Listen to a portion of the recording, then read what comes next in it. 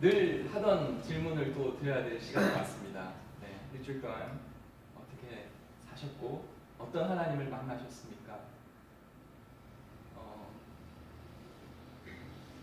1년 전, 10년 전, 20년 전 만났던 하나님 말고요. 이번 주를 살아오면서 주일부터 오늘까지 어떤 하나님을 만나고 어떤 하나님을 경험하셨습니까?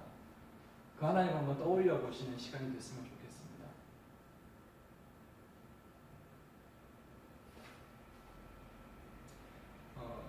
저는 이번 주에 하나님이 너무나 필요한 그런 삶을 살았습니다. 제 인생에서 참 많은 시간들이 있지만 이번 주가 하나님이 정말 필요한 시간들이었어요. 그런데 하나님이 침묵하시더라고요. 하나님이 침묵하시더라고요. 이번 주 제가 살아오면서 너무 힘들었거든요.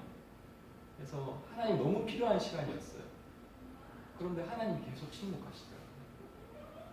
하나님 저에게 책망을 해주셨으면 좋겠는데, 아니면 하나님 저에게 위로를 해주셨으면 좋겠는데, 그 두 가지가 들리지 않는 거예요. 하나님과의 막힌 담이 있는 것 같은 그런 일주일을 살았어요. 너무 힘들었어요. 죽을 것 같이 진짜. 정말 그 표현 그대로 딱 죽을 만큼 힘든 시간들을 보냈어요. 이런 시간들을 계속 보내다 보면 사람한테서 이제 불만이 나오기 시작하더라고요. 저에게서도 이제 불만이 막 쏟아져 나오기 시작했어요. 일단 첫 번째가 그거였어요. 하나님 이러시면 어떡하죠? 하나님 이러시면 제가 어떻게 예배를 드리죠? 하나님 이렇게 나오시면 제가 어떻게 예배를 준비하고 제가 어떻게 이 모임 가운데 나가죠? 이제 이런 불만들이 이제 막 생기는 거예요.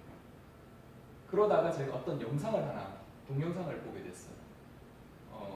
이름도 생각 안 나는데요. 지금 그 찬양팀이 어떤 팀이었는지 잘 모르겠어요. 이름도 생각 안 나요. 그냥 유튜브에서 어떤 찬양을 검색하다가 어떤 팀이 찬양한 집회하는 걸 보게 된 거예요. 제가 찬양팀들에 대한 관심들이 좀 많아요. 그래서 찬양팀들 이렇게 사역하는 것들 쭉 관심 깊게 지켜보고 웬만한 유명한 팀들은 제가 다 거의 안다고 생각하거든요. 근데 정말 모르는 팀이에요. 그 팀은 제가 처음 봤어요. 처음 봤는데 너무 잘하는 거예요. 그러니까 오늘 제가 이렇게 형원 형제랑 저랑 둘이 이제 뮤지션하고 찬양인도 하고 했잖아요. 비교가 안 되는 수준의 너무 잘하는 뮤지션들인 거예요. 깜짝 놀랐어요. 와, 이런 팀이 다 있나? 그 이제 불만이 이제 또 쏟아져 나오는 거죠. 저에게서. 와, 하나님, 이렇게 세상에 이런 훌륭한 팀들이 있는데 이렇게 완전 전공자들 같았어요. 일단 어쨌든 뭐 음악을 오랫동안 했던 뮤지션들 같고, 아니 이렇게 훌륭한 뮤지션들이 있는데 하나님 굳이 내가 이걸 해야 됩니까? 하는 생각이 드는 거예요. 아니 이렇게 훌륭하게 잘 하고 정말 그 음악의 그 다이나믹을 정말 잘 활용하면서 그 분위기를 끌어가고 사람들에게 메시지를 던지고 하는 이렇게 훌륭한 팀이 있는데 하나님 제가 이거를 굳이 제가 왜 해야 되죠? 제가 이 팀이 어디 있는지를 알아보고 사람들에게 소개해주고 거기 가라고 인도하면 될 텐데 제가 여기 이거 해야 됩니까? 하는 생각이 계속 드는 거예요. 근데 하나님이 침묵하신 거예요. 아무 대답이 없으세요. 생각을 다시 하나님께 또 물었습니다. 매주 목요일이 되면 강남 지역에 4,000명이 모이는 예배 모임이 있어요. 마커스라는. 엄청 훌륭한 팀이죠. 뭐 비교도 안 될 우리 모임과는 비교도 안 될 훌륭한 모임이에요. 그리고 강북 지역에 1,000명 정도 모이는 청관원 목사님이 인도하시는 뉴젠 워십이라고 있어요. 그리고 그 워십 리더스라든지 그 다음에 디스사이플스, 어노인팅 너무 훌륭한 팀들이 너무 많아요. 아니 아니 제가 그분들한테 이분들 제가 어디서 매주 예배 드리는지 예배 시간도 다 알고 왔는데 그냥 안내하면 될 텐데 굳이 내가 이거를 해야 되나 하는 생각이 계속 들었어요. 이번 주에 예배는 정말 많아요. 교회도 정말 많아요. 그런데 생각해보면 예배자가 너무 없는 것 같아요. 생각이 드는 거예요. 교회도 많고 예배도 많고 하나님을 찬양하는 뮤지션들, 훌륭한 뮤지션들도 너무나 많아졌는데 예배자가 없는 거예요. 그 생각을 하다가 역발상으로 한번 이제 다른 생각이 들어왔는데 그게 뭐였냐면 예배자가 있으면 예배는 계속되겠구나 하는 생각이 제가 마음에 들더라고요. 예배자가 있으면 그 예배는 계속되겠구나. 이 모임이 하나님 어떻게 시작하셨는지 어떤 생각으로 하나님께서 이 모임을 끌어가시는지 잘 모르겠어요. 저는 이 모임이 다음 주에 없어질 수도 있다고 생각해요. 과거는 모르겠어요. 근데 오늘은 하나님이 이 예배 가운데 예배자를 부르신다는 마음을 주시는 거예요. 오늘날 많은 교회들이 있습니다. 많은 예배들이 있습니다. 수만 명, 수천 명 모이는, 수백 명 모이는 그런 큰 교회, 대형 교회들이 너무나 많이 있습니다. 어떤 한 교회에서 그 세계적인 워십 리더, 사랑하는 나의 아버지를 작곡하신 그 바피츠를 초청을 했어요. 제가 너무 좋아하는 워십 리더이신데 그분이 이제 그 교회를 방문한 거예요. 한 5만 명이 모였어요. 그 교회에 5만 명이 모여서 예배를 드렸고 예배가 잘 끝났어요. 그 교회 이제 그 모임을 이제 진행하셨던 목사님이 이제 바피츠 워십 리더를 만나서 이제 그런 어떤 마음이었는지 모르겠지만 자기 마음속에 이제 좀 자랑하고 싶은 마음이 있었겠죠. 오늘 이 모임에 5만 명의 예배자가 왔습니다라고 이제 얘기를 하는 거예요. 정말 많이 모였다는 걸 자랑하는 거죠. 근데 바피츠가 그 말을 딱 듣고 했던 말이 뭐였냐면 그런데 예배자는 5명뿐이었습니다. 그렇게 얘기를 했대요. 그 목사님이 그때 엄청 충격을 받았어요. 예배를 드리러 나온 사람은 너무 많았는데 예배자는 5명뿐이었다고 했거든요. 사람들이 많이 모인다고 해서 예배자가 많은 건 아닌 것 같아요. 그런데 그 안에 만약에 한 사람의 예배자가 있으면 하나님은 그 모임을 끌고 가십니다. 왜냐하면 하나님은 떠나가는 사람에게 관심이 있는 것이 아니라 그 모임 안에 남겨진 사람에게 관심이 있으신 거예요. 하나님의 역사를 보면 하나님은 떠나간 사람들에게 관심을 두지 않으세요. 하나님은 그 가운데 남겨진 자들에게 관심을 보이세요. 노아를 통해서 노아와 노아의 가족을 통해서 하나님은 새로 역사를 시작하세요. 하나님은 아브라함을 불러서 새로 역사를 시작하세요. 모세를 불러서 새로운 역사를 시작하세요. 아무도 하나님을 인정하지 않던 그 시대에 하나님은 그 사람들을 불러서 사용하십니다. 40년 광야길을 지나가면서 아무도 하나님을 인정하지 않는 그 시대에 여호수아와 갈렙을 통해서 가나안 땅을 들어가게 만드시죠. 아무도 하나님을 예배하지 않는 그 시간에 다윗이라는 인물을 하나님은 들어서 쓰시더라고요.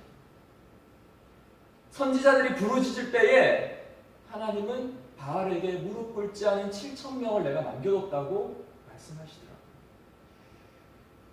이것이 우리가 흔히 알고 있는 남은 자의 사상입니다. 성경은 이 남은 자에 대해서 너무나 중요한 사실들을 이야기하고 있고 하나님은 이 남은 자들을 통해서 너무나 많은 역사들을 끌어가시고 일을 시작하세요. 심판 가운데서도 믿음을 잃어버리지 않고 절개를 지키고 하나님을 붙잡았던 그 사람들의 신앙을 통해서 하나님은 역사를 끌어가십니다.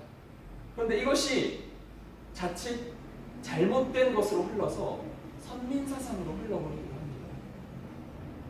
남은 자를 통해서 하나님이 역사하시다 보니까 그들이 뭔가 선택받았다는 자부심, 자만, 교만들이 그 마음에 일어나기 시작하면서 그들이 타인을 배척하기 시작하고 내가 모든 것을 다 갖춘 것처럼, 나는 모든 것을 다 갖춘 것처럼 너는 부족해, 내가 가르쳐야 돼, 나처럼만 살아, 이런 교만한 마음들이 싹트기 시작하죠. 이렇게 이야기하는 사람들 중에 대부분이 이단이 많아요.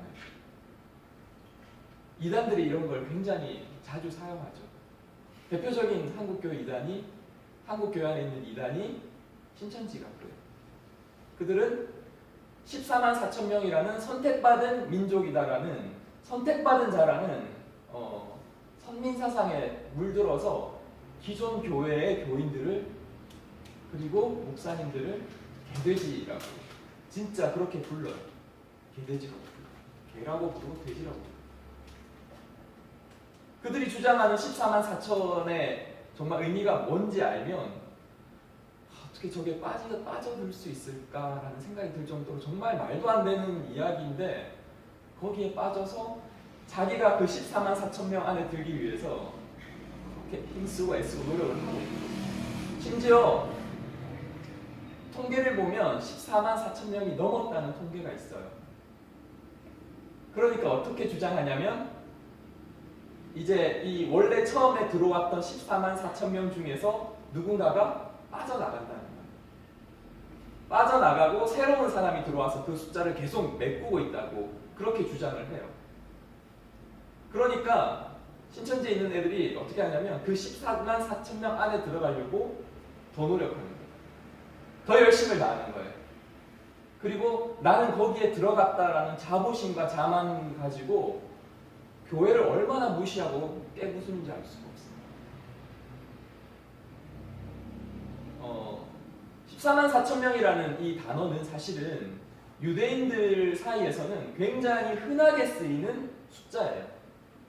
이 숫자가 가진 의미가 뭐냐면, 사실은 원래는 원래 이걸 설명하려고 했던 건 아닌데 나왔으니까 이제 설명을 드리면, 14만 4천, 그 1000이라는 숫자가 유대인들 사이에서는 많은 수의 대표적인 수예요.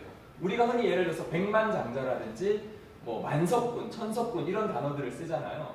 그래서 그 단어를 쓰면 백만장자, 100만 원 있는 사람 보고 부자라고 생각 안 하잖아요. 근데 백만장자라는 말은 굉장히 부자인 사람을 백만장자라고 부르잖아요. 그런 것과 같이 1000이라는 숫자가 유대인들에게는 많다라는 의미로 쓰이는 거예요. 그래서 12제자의 12와 12지파의 12를 곱하고 1000을 곱해서 14만 4천이 나오는 거예요. 이 14만 4천이라는 수는 12제자, 12지파의 많은 숫자가 모여진 그리스도의 사람을 뜻하는 의미의 숫자예요. 근데 이제 이게 이제 상징적인 숫자인데, 신천지 애들은 그거를 정말 그 숫자 그대로를 보는 거예요. 수학적 개념의 숫자로 보는 거예요. 그리고 14만 4천 명을 채우려고 애쓰고 그 안에 들어가려고 노력하고 있는 거죠. 그들이 가지고 있는 생각들 중에 대표적인 교만들이 뭐냐면, 나는 그 숫자 안에 들어갔고 나는 선택받았다라는 생각들이에요. 그리고 그것 때문에 기존 교회 성도들을 엄청나게 무시하죠. 제대로 된 신앙하지 않는 개돼지라고 생각하고 있는 거예요. 그리고 그들을 잘못 인도하고 있는 목사님들을 개돼지라고 욕하고 있는 거예요. 나 혼자 사상이 선민사상으로 잘못 흐르면서 교만에 빠져서 그들이 그런 짓을 하고 있는 거죠. 오늘 우리가 읽을 본문이 사무엘상 22장 1절에서 2절 말씀인데요. 한번 같이 읽어볼까요? 지금 띄워주시겠어요? 네, 같이 읽어봅시다. 시작. 그러므로 아둘람 불로 도망하매 그의 형제와 아버지의 온 집이 듣고 그리로 내려가서 그에게 이르렀고, 환난 당한 모든 자와 빚진 모든 자와 마음에 원통한 자가 다 그에게로 모였고, 그는 그들의 우두머리가 되었는데 그와 함께 한 자가 400명 가량이었더라. 이 본문은 골리앗을 물리치고 지난주에 저희가 나누었던 그 말씀의 후반부에 다윗의 인기가 하늘을 치솟기 시작합니다. 백성들이 노래를 부르죠. 사울의 죽인 자는 천천히요, 다윗의 죽인 자는 만만이다. 여기도 천천히 나오죠. 천천만만. 네. 그렇게 이제 막 노래하기 시작하죠. 그때 사울이 악신이 들려가지고 창을 가지고 다윗에게 던지죠. 죽이려고 합니다. 심지어 다윗이 도망가도록 도와주는 요나단을 죽이려고 해요. 그 정도로 이제 미쳐 있는 거죠. 그래서 도저히 사울에게 있을 수가 없어서 다윗이 도망을 다니기 시작하는 그 상황의 바로 다음 부분이 이제 오늘 읽은 이 본문입니다. 그래서 다윗이 도망쳐서 간 곳이 어디냐면 아둘람 굴이라는 곳으로 도망가요. 이 바로 앞에 나오는 성경 21장에 보면 다윗이 어느 정도의 상황에 빠지냐면 그 가드 왕 아기스라는 사람에게 가요. 그런데 이제 도망을 갔죠. 근데 적국이니까 얘가 나에게 뭔가 해코지를 할 수 있겠다는 생각 때문에 아기스 왕이 다윗을 죽이려고 해요. 그때 이제 다윗이 이제 침을 막 질질 흘리면서 미친 척하죠. 야, 그러니까 뭐 상황이 어떻게 됐는지 정확하게 설명이 되어 있지 않지만 어쨌든 막 미친 척하자 아기스 왕이 저거 못 쓰겠네 하면서 그냥 쫓아낸다는 그런 내용이 나와요. 얼마나 비참했겠어요, 그죠? 자기의 모든 상황들이. 그리고 나서 아둘람 굴이라는 곳으로 도망을 왔는데 다윗이 아둘람 굴에 도망와 있다는 얘기를 듣고 사람들이 모이기 시작하는 거예요.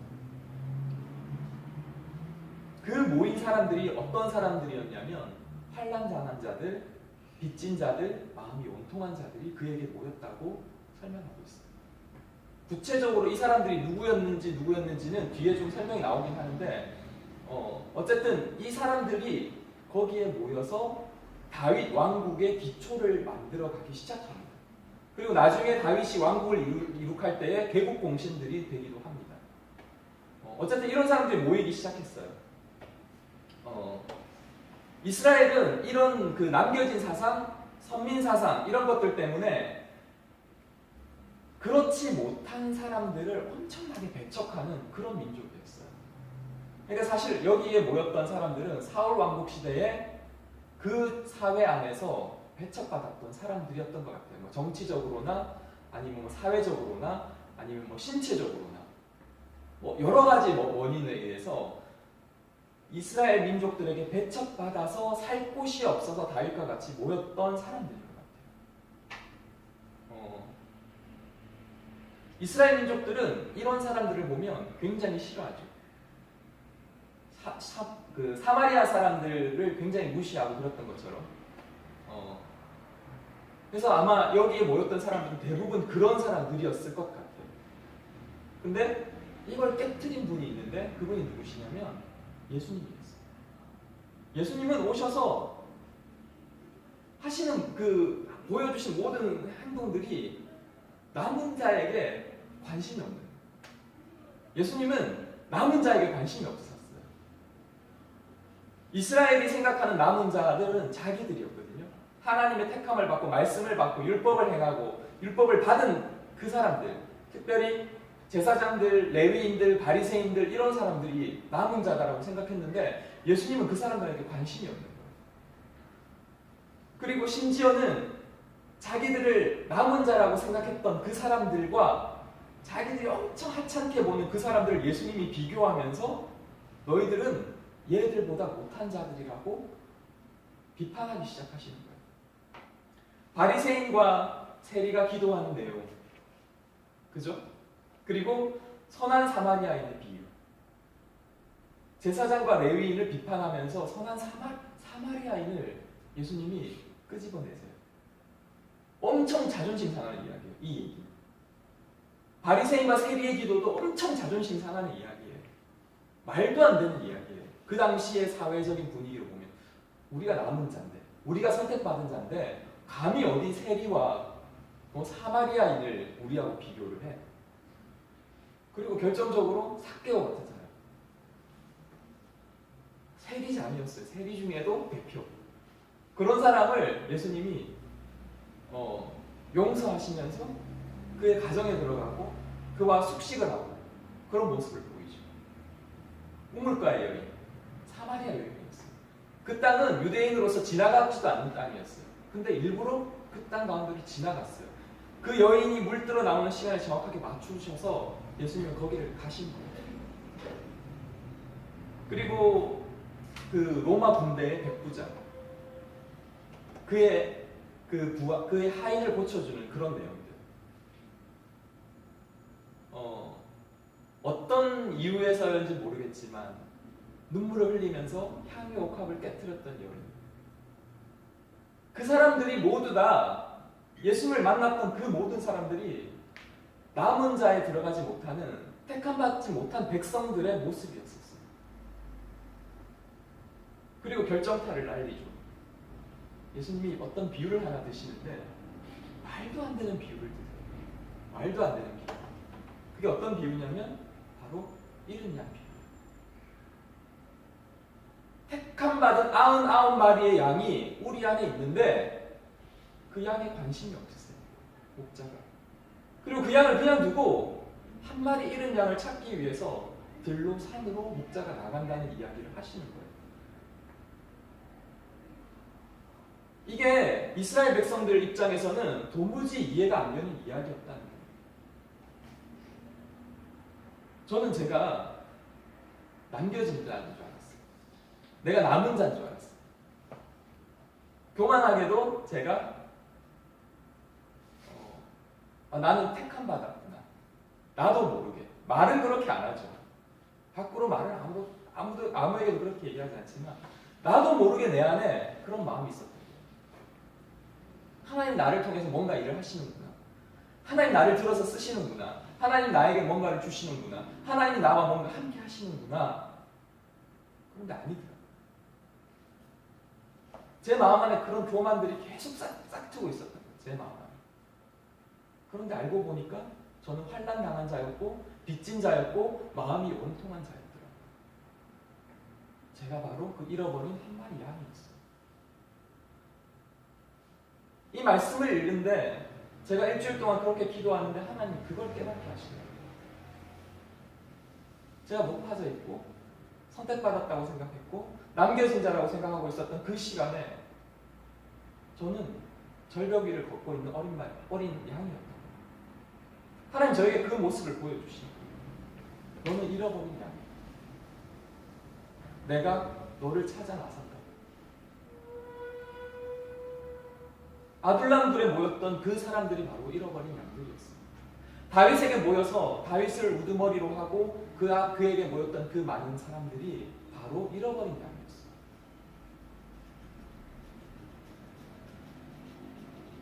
한국교회 안에 이 안에 우리 교회 안에도 하나 있을 거예요. 내가 남겨진 자라고 생각하면서 내가 선택받은 자라고 생각하면서 살아가고 있는 사람들이 너무나 많이 있다는 거죠. 그런데 예수님의 관심은 그에게 있지 않다는 거예요. 예수님의 관심은 교회 안에서 내가 남겨진 자라고 생각하고 내가 선택받은 자라고 생각하고 있는 그 사람에게 있지 않고 예수님의 관심은 잃어버린 한 마리 양에게 있더라고요. 그렇다고 여러분이 밖으로 나가라는 얘기가 아니에요. 밖으로 나가서 잃어버린 양처럼 살라는 얘기가 아니에요. 우리의 마음 안에 그 마음을 가지자. 자신을 정확하게 바라보자. 울타리 안에 있다가 버림받지 말자는 말입니다. 이스라엘같이 되지 마세요. 바리새인처럼 되지 마세요. 우리 주님 앞에 잃어버린 한 마리 어린 양으로 우리는 겸손하게 서 있어야 됩니다.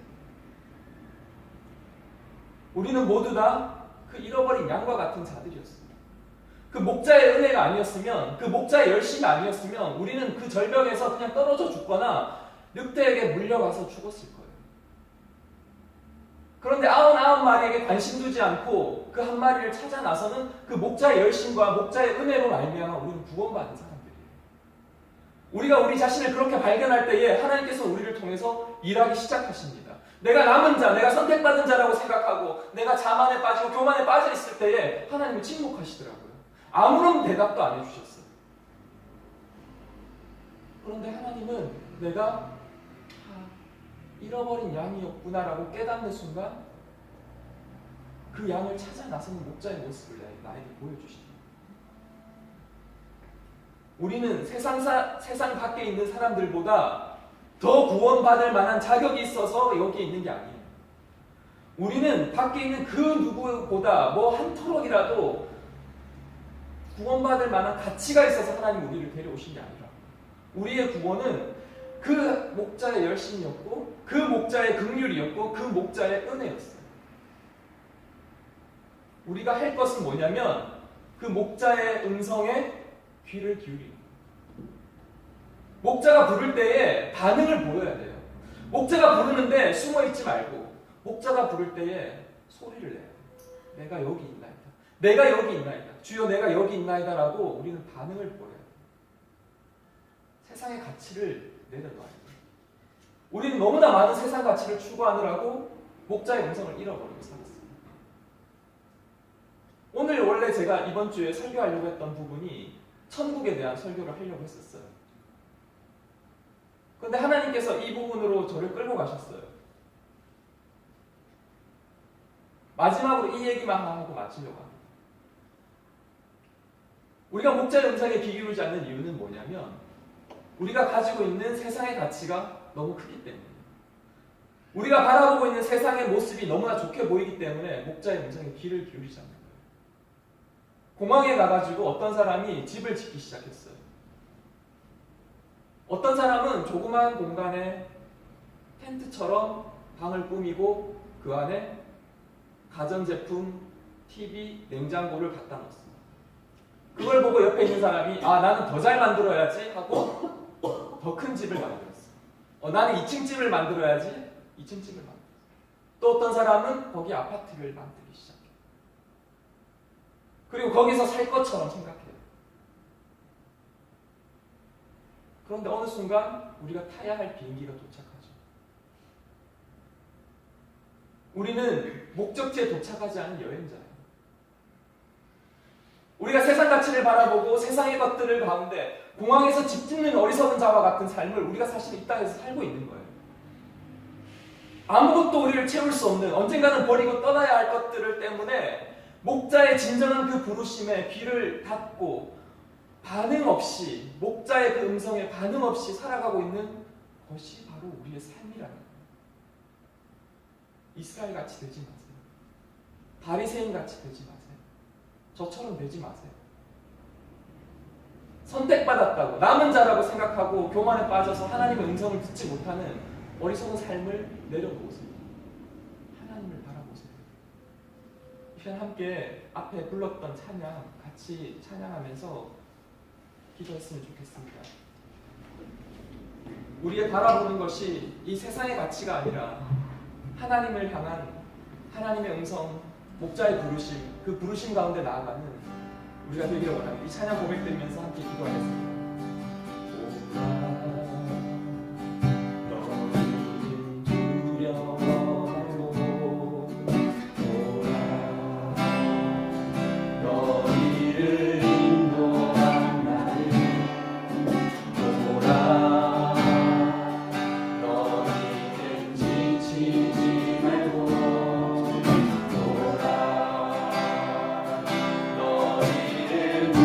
구원한 나를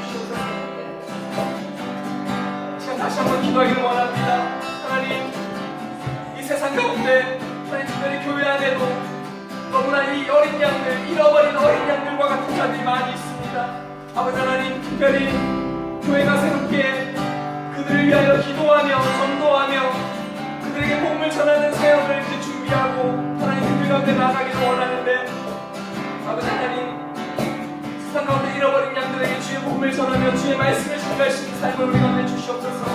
아버지 하나님, 내가 이제 그 잃어버린 어린 양을 찾아 나서는 목자의 마음으로 예수 그리스도의 심장을 부르고 하나님 그들 가운데 나가서 복음을 전하고 믿지 않는 자들 가운데, 하나님을 알지 못하는 자 가운데, 귀를 닫은 자 가운데 목자의 음성을 듣지 못하는 그 어린 양에게 하나님 권면하고 사랑의 예수 그리스도를 증거할 수 있는 삶을 살게 해달라고 다 작심하여 기도하겠습니다.